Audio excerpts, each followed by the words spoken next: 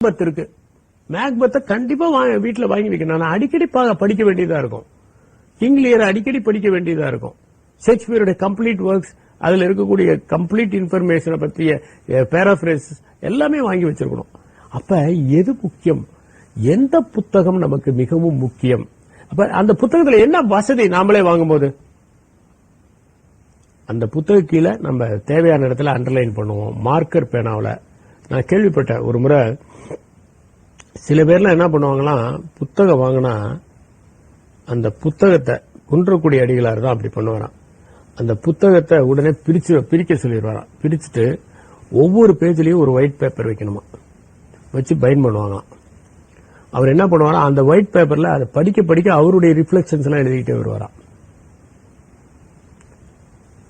எனக்கு சில டைம்ல நம்ம லைப்ரரியில போய் ஒரு புக் எடுப்போம், நல்ல புக் தான், ஆனா அதுல எதுவுமே நம்ம எழுத முடியாது, நம்ம நோட் பண்ண முடியாது, அல்ல சந்தேகத்தை குறிக்க முடியாது.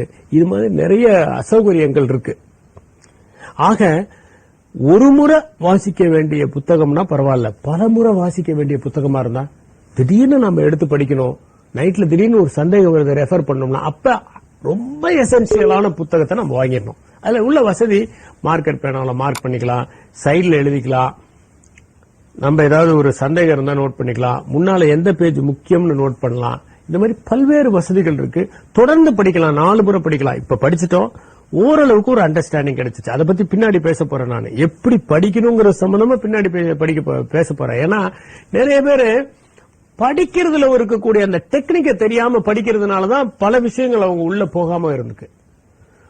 ஒரு புத்தகத்தை எப்படி படிச்சா அதுல இருக்கிற அத்தனை சமாச்சாரத்தையும் உள்ள கொண்டு போக முடியும், அந்த புத்தகத்தையே உள்ள வாங்கிக்க முடியுமா, வாங்கிக்க முடியும்.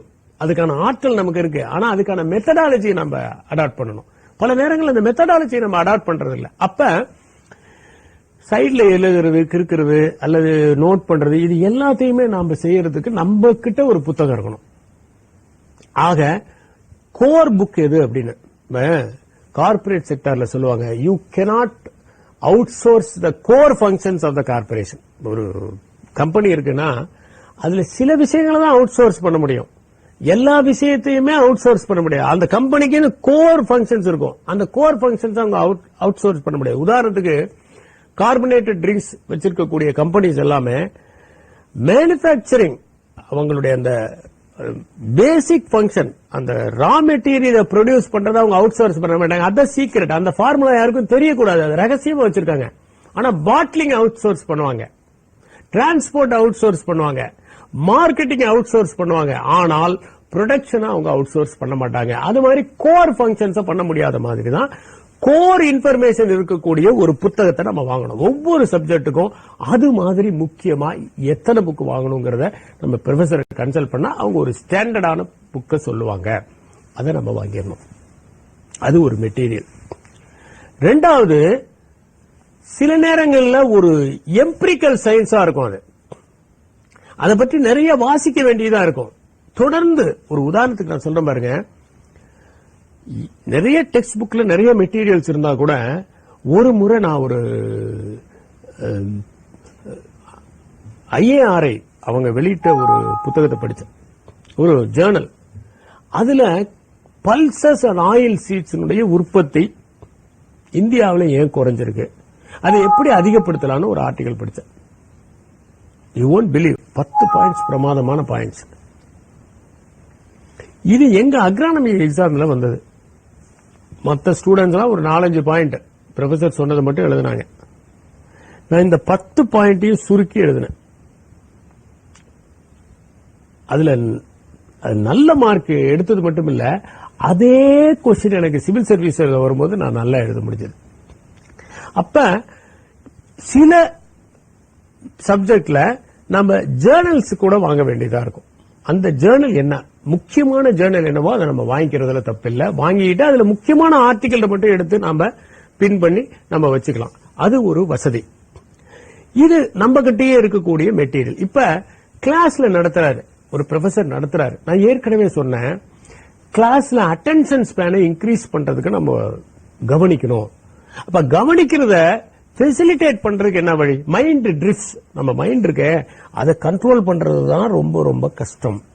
3 நம்பப்பட்ட உண்மைகளை சயின்ஸ் இல்லைன்னு ப்ரூவ் பண்ணுச்சு. ஒன்னு என்னன்னா, earth is the centre of the universe அப்படிங்கிற ஒரு விஷயத்த கோப்பர்னிக்கஸ் தப்புன்னு சொன்னாரு. எர்த் சென்டர் கிடையாது அப்படின்னு. அது ஒண்ணு. ரெண்டாவது, man is the centre of creation அப்படிங்கறதையும் கிடையாது. Man is not the centre of creation அப்படிங்கறத டார்வின் ப்ரூவ் பண்ணாரு. இன்னொன்னு என்ன நினைச்சோம், the mind is in our control அப்படின்னு நினைச்சோம். அதுவும் கிடையாதுங்கிறத ஃப்ராய்ட் ப்ரூவ் பண்ணாரு. ஆக இந்த 3மே ரொம்ப ரொம்ப முக்கியமான ஒரு விஷயம். இந்த 3மே நம்ம கண்ட்ரோல்ல இல்ல அப்படிங்கிற ஒரு விஷயம். மைண்ட் ட்ரிஃப்ட் ஆகும், ஒரு இடத்துலயே இருக்குமா. நம்ம எதை நினைக்க கூடாதுன்னு நினைக்கிறோமோ அதுதான் நமக்கு ஞாபகத்துக்கு வருது. யாராவது ஒருத்தர் அதை மட்டும் நினைக்காதப்பா அப்படின்னு சொன்னா அதை பத்தியே நம்ம நினைச்சிட்டு இருப்போம். அப்ப மைண்ட நாம ஓரளவுக்கு டிசிப்ளின் பண்றதுக்கு இந்த கவனிக்கிறது, நோட்ஸ் எடுக்கிறது. டீச்சர் சொல்றாரு, அப்ப டீச்சர் சில புக்ஸ் சொல்லுவாரு, சில ஜேர்னல் சொல்லுவாரு, ப்ரொஃபசர் திடீர்னு ஒரு கொட்டேஷன் சொல்லுவாரு. இதையெல்லாம் நம்ம நோட் பண்ணிக்கிட்டே வரணும். சில நேரங்கள் என்னன்னா, இந்த ஒரே ஒரு அந்த கொட்டேஷனே அந்த என்டையர் ஆன்சரை நமக்கு கொடுக்கிற மாதிரி இருக்கும். அந்த கொட்டேஷனை வச்சு அந்த என்டையர் ஆன்சரை நம்மளால எழுத முடியும். அந்த அளவுக்கு பவர்ஃபுல்லா அவங்க டீச் பண்ணுவாங்க. அப்ப ப்ரொஃபசர் சொல்றதெல்லாம் நம்ம நோட்ஸ் எடுக்கணும். இந்த மெட்டீரியலும் முக்கியம். அதுக்கப்புறம் நமக்கு ஏற்கனவே ஹேண்ட் அவுட்ஸ் கொடுப்பாங்க. எல்லா காலேஜ்லயுமே ஹேண்ட் அவுட்ஸ் கொடுப்பாங்க. ஒவ்வொரு சப்ஜெக்ட் முடிஞ்ச உடனேயும் ஒரு ஹேண்ட் அவுட் கொடுப்பாங்க. அந்த ஹேண்ட் அவுட் முக்கியம். இப்ப நம்ம என்ன பண்ணணும்னா, நாமளா ஒரு நோட்ஸ் தயார் பண்ணணும். இது எல்லாத்தையும் இன்கார்பரேட் பண்ணி ஒரு நோட்ஸ் தயார் பண்ணணும். அதை எப்படி ப்ரிப்பேர் பண்றது? ஃபர்ஸ்ட் எடுத்த உடனே நம்முடைய ஹேண்ட் அவுட்ல இருக்கக்கூடிய முக்கியமான பாயிண்ட்ஸ் எல்லாம் படிச்சுட்டு அந்த பாயிண்ட்ஸ் எடுத்துக்கணும். அடுத்ததா சப்ஸ்டான்ஷியேட் பண்றதுக்கு ப்ரொஃபசர் என்ன சொன்னாரோ அந்த பாயிண்ட்ஸ் சைட்ல இன்கார்பரேட் பண்ணணும். இப்ப ஸ்டாண்டர்டான ஒரு புக் சொன்னாங்கல்ல, அந்த புக்ல இருக்கக்கூடிய எக்ஸ்ட்ரா இன்ஃபர்மேஷனை இன்கார்பரேட் பண்ணி அதுல இருக்கக்கூடிய டயகிராம்ஸ், சார்ட்ஸ் இதெல்லாம் இன்கார்பரேட் பண்ணணும். அடுத்ததா நம்ம லைப்ரரிக்கு போய் நம்ம புதுசா வந்திருக்கக்கூடிய ஜேர்னல்ஸ், அதுல என்னென்ன ரெலவெண்டா இருக்கு, அல்லது வேற புக்ஸ், ஃபாரின் டெக்ஸ்ட் புக்ஸ் இதெல்லாம் பார்த்து என்னென்ன மெட்டீரியல்ஸ் இன்னும் அடிஷனலா ப்ரிப்பேர் பண்ண முடியுமோ அதெல்லாம் ப்ரிப்பேர் பண்ணணும். இன்னும் சொல்ல போனா, என்னைக்கு ஒரு சப்ஜெக்ட சொல்றாங்களோ அன்னைக்கே இந்த வேலையை நாம செஞ்சிட்டோம்னா நம்மளை யாராலையும் வீழ்த்த முடியாது. யூனிவர்சிட்டி டாப்பர் நீங்க தான், சந்தேகமே கிடையாது. நம்ம பிரச்சனை என்னன்னா, இன்னைக்கு நடத்தினதை அப்படியே விட்டுட்டு 4 நாள் கழிச்சு படிக்கும்போது அது ஏதோ ஒரு புதிய சப்ஜெக்ட் மாதிரி நமக்கு தெரியுது. ஏன்னா நாம ஒன்ன கவனிக்கும் போது அது ஷார்ட் டேர்ம் மெமரிக்கு போகுது. பிறகு அதை லாங் டேர்ம் மெமரிக்கு நம்ம அனுப்புறதுக்கு தான் அன்னைக்கே படிக்கிறது. உன்னை கவனிச்சா அந்த 9 மணி நேரத்துல படிக்கிறது ரொம்ப மஸ்ட். இதெல்லாம் பற்றி நான் ஏற்கனவே பேசினாலும் இப்ப எக்ஸாம்ங்கிறதுனால மறுபடியும் அதை எம்பசிஸ் பண்றேன். சில விஷயங்களை அண்டர்லைன் பண்ண வேண்டியதா இருக்கு, சில விஷயங்களை திரும்ப சொல்ல வேண்டியதா இருக்கு. புது கவிதை வாசிக்கிறவங்க ஒரு லைனையே திரும்ப சொல்ற மாதிரி. அப்ப முக்கியமானது என்ன, இந்த லாங் டேர்ம் மெமரிக்கு நாம அனுப்புறதுக்கு இன்னைக்கு நடத்தினதை இன்னைக்கே வந்து அந்த ஹேண்ட் அவுட்ஸ் ஒரு தடவை படிச்சுட்டு எக்ஸ்ட்ரா பாயிண்ட்ஸை கலெக்ட் பண்ணி டெக்ஸ்ட் புக்ல இருக்கக்கூடிய இன்ஃபர்மேஷன், அதுக்கு தேவையான டூல்ஸ், இது எல்லாத்தையும் இன்னைக்கு நடத்துற அந்த 3 சப்ஜெக்டையும் நம்ம பார்த்துட்டோம்னா அது வந்து அதை ஒட்டுமொத்தமா ஒரு இன்டகிரேட் பண்ணி ஒரு நோட்ஸ் தயார் பண்றோம். இதுதான் ஹேண்டியான ஒரு நோட்ஸ். எக்ஸாமுக்கு முதல் நாள் இந்த எல்லாத்தையுமே எல்லா புத்தகத்தையும் விரிச்சு வச்சுக்கிட்டு அங்க பிரதட்சணை செய்ய முடியாது. அப்ப இந்த அப்டிராக்ட் நோட்ஸ் மட்டும் படிச்சா போதும். இதுல ஏதாவது சந்தேகம் இருந்தா எடுத்து பார்த்துக்கலாம், அந்த மூலத்துக்கு போயிடலாம். அப்ப நோட்ஸ் ப்ரிப்பேர் பண்ணும்போது சில விஷயங்கள் நாம செய்யணும். ஸ்கூல் மாதிரி கிடையாது. ஸ்கூல்ல என்னன்னா பாஸ்கல் லா அப்படின்னா பாஸ்கல் லாவை எழுதிட்டு போயிருவோம் நம்ம. ஆனா இது அட்வான்ஸா இருக்கு. அப்ப என்ன பண்ணுவோம், ரீசெண்டா சில கண்டுபிடிப்புகள் இருக்கும், ரீசெண்டா சில எக்ஸ்பெரிமெண்ட்ஸ் இருக்கும். அதெல்லாம் எழுதும்போது எந்த ஆத்தர் அதை பண்ணாரு, எந்த ஜேர்னல்ல அதை பத்தி வந்திருக்கு, நீங்க புதுசா ஒரு பாயிண்ட் எழுதுறீங்கன்னா ரெஃபரன்ஸையும் பிராக்கெட்ல எழுதணும்.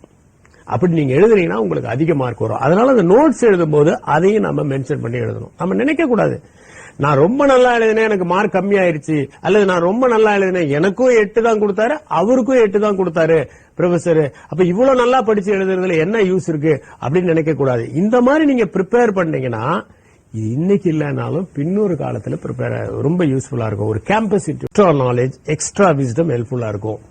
ஒரு காம்படிட்டிவ் எக்ஸாம் எழுதும் போது இது ஹெல்ப்ஃபுல்லா இருக்கும். அங்க உங்க பிரசன்டேஷன் அவுட்ஸ்டாண்டிங்கா இருக்கும். அங்க you will be evaluated for better performance. அதனால ஒவ்வொரு சப்ஜெக்டுக்கும் அன்னைக்கு நடத்தினதுக்கு அன்னைக்கே நாம லைப்ரரியில போய் நம்ம மெட்டீரியல்ஸ் கலெக்ட் பண்ணி நோட்ஸ் 3 சப்ஜெக்ட் எடுத்திருப்பாங்க, நம்ம 2 சப்ஜெக்ட் எடுத்திருப்பாங்க, அதுல கலெக்ட் பண்றதுக்கு டோட்டலாவே நமக்கு தேவையானது ஒரு 1 hour தேவைப்படும். அவ்வளவுதான். அது ஒரு நேக் தான். சில நேரங்கள்ல சிலது செய்யும் போது தொடக்கத்துல கஷ்டமா இருக்கும். ஒரு குழந்தை நடக்கிறதுக்கு எவ்வளவு சிரமப்படுது, 1 வருஷம் ஆகி நிக்கிறதுக்கே சிரமப்படும். ஏன்னா மசில்ஸ் ஸ்ட்ரெச் பண்ணணும், கான்சியஸா ஸ்ட்ரெச் பண்ணி இப்படி நிக்குது. அப்ப பிரெயின்ல இருந்து அதுக்கு அந்த இன்ஸ்ட்ரக்ஷன் எல்லாம் போகணும், செரிபல்லத்துல இருந்து போகணும். அதுக்கு போய் இன்ஸ்ட்ரக்ஷன் போய் நிக்கிறதுக்கு எல்லாம் பேலன்ஸ் பண்ணி நிக்கிறதுக்கான ஒரு பயிற்சி தேவைப்படுது. அப்புறம் என்ன, கொஞ்ச நாள் கழிச்சு ஆட்டோமேட்டிக்கா அது நடக்க ஆரம்பிச்சிடும். முதல்ல நோட்ஸ் எடுக்கும்போது ஸ்கூல்ல இது வரைக்கும் நம்ம எடுக்கலையே, கஷ்டமா இருக்கும். அதுக்கப்புறம் பார்த்தா எதை எடுக்கணும், ஒரு 1 monthல நம்ம ஒரு ஜேர்னல் எடுத்து இதுல என்னென்ன தேவைங்கிறது ஈஸியா ஃபில்டர் பண்ணி, நாங்களாம் காலேஜ் சேர்ந்த உடனே அந்த ஜேர்னல் செக்ஷன்ல உட்காந்துருப்போம், ஏதாவது ஒரு டேர்ம் பேப்பருக்காக உட்காந்துருப்போம். அப்போ ஒரு சில ப்ரொஃபசர்ஸ் வருவாங்க, இவ்வளவு ஜேர்னல்ஸ் எடுத்துட்டு வந்து இந்த டேபிள் மேல வைப்பாங்க. நாங்க ஐயோ இவ்வளவு இருக்குத எப்படி படிக்க போறாரு அப்படின்னு நினைச்சா அவர் அப்படியே புரட்டுவாரு. அவருக்கு தேவையானது எந்த ஜேர்னல் இருக்கோ அதை எடுத்து கரெக்டா அது பாயிண்ட் நோட் பண்ணி ½ an hourல எல்லாம் முடிச்சுட்டு போயிடுவார். அப்புறம் பார்த்தா எங்களுக்கு கிளாஸ் நடத்தும் போது அந்த முக்கியமான விஷயம், புதிய இன்ஃபர்மேஷன் வந்து பிரமாதமா சொல்லுவார். அது நம்ம கேட்க முடியும். அது மாதிரி இது ஒரு ஸ்ட்ராட்டஜி, இது ஒரு நாக், இத பிராக்டிஸ் மூலமா நம்மளால அடைய முடியும். அப்ப அந்த அப்டிராக்ட் நோட்ஸ் நீங்க ப்ரிப்பேர் பண்ணிட்டு வந்துட்டு ஒரு தடவை அப்படி புரட்டி பார்த்துட்டீங்கன்னா போதும். அப்ப லாங் டர்ம் மெமரிக்கு போயிடும். அடுத்தது என்னன்னா, இன்னைக்கு ஒரு பிராக்டிகல் செஷன் நடந்தது, 3 மணி நேரம் ஒரு பிராக்டிகல் செஷன் நடந்தது. அந்த பிராக்டிகல் செஷனை பத்தி நாம ஒரு முறை ரீகேப்சுலேட் பண்ணோம். இன்னைக்கு என்ன பண்ணோம், இதை பண்ணணும், எப்படி பண்ணோம், இப்படி பண்ணோம், இந்த ஸ்டெப்பை பண்ணணும். நமக்கு அந்த கொடுத்திருப்பாங்க, ஃபர்ஸ்ட் எடுத்தோன்னு ஒரு டிக்டேஷன் கொடுப்பாங்க, எப்படி பண்ணணும்னு ப்ரொசீஜர், அதெல்லாம் ப்ரொசீஜர் இன்ஃபரன்ஸ் எல்லாம் அதை ஒரு தடவை பார்த்துடணும். பார்த்துட்டு நல்ல நண்பர்களோட உட்கார்ந்து அந்த எக்ஸ்பெரிமெண்ட் நீ எப்படி பண்ண, நீ எப்படி பண்ண, நீ எப்படி பண்ண அப்படின்னு ஒரு தடவை அசை போடணும். இதுக்கு பேர் என்னன்னா லேர்னிங் வித்தவுட் ரீடிங். நல்ல நண்பர்களோட டிஸ்கஷன் பண்ணும்போது பாதி புரிஞ்சது கூட முழுசா புரிய ஆரம்பிக்கும். சில நேரங்களில் சில அசம்ஷன்ல செய்வோம், ஆனா அது கிளியர் ஆகிறது ஒரு நல்ல டிஸ்கஷன்ல. அப்ப நல்ல நண்பர்களோட உட்கார்ந்து டிஸ்கஸ் பண்ணும்போது அந்த விஷயங்கள்லாம் நமக்கு கிளியரா வரும். இது அடுத்த எக்ஸசைஸ். அப்ப என்னாச்சு, இன்னைக்கு என்ன நடத்தினாங்களோ அதை பற்றி தேவையான மெட்டீரியல்ஸ் எல்லாம் கலெக்ட் பண்ணிட்டோம். டெக்ஸ்ட் புக்ல இருந்து கலெக்ட் பண்ணிருக்கிறோம், ஹேண்ட் அவுட்ஸ்ல இருந்து கலெக்ட் பண்ணிருக்கோம், ப்ரொஃபசர் கொடுத்த அந்த ப்ரொஃபசருடைய கிளாஸ்ல இருந்து சில பாயிண்ட்ஸ் எடுத்து எழுதியிருக்கிறோம். அப்புறம் லைப்ரரியில இருக்கிற புக்ஸ், ஜேர்னல்ஸ் அதுல இருந்து தயார் பண்ணிருக்கிறோம். இப்ப நமக்கு மெட்டீரியல் ரெடி.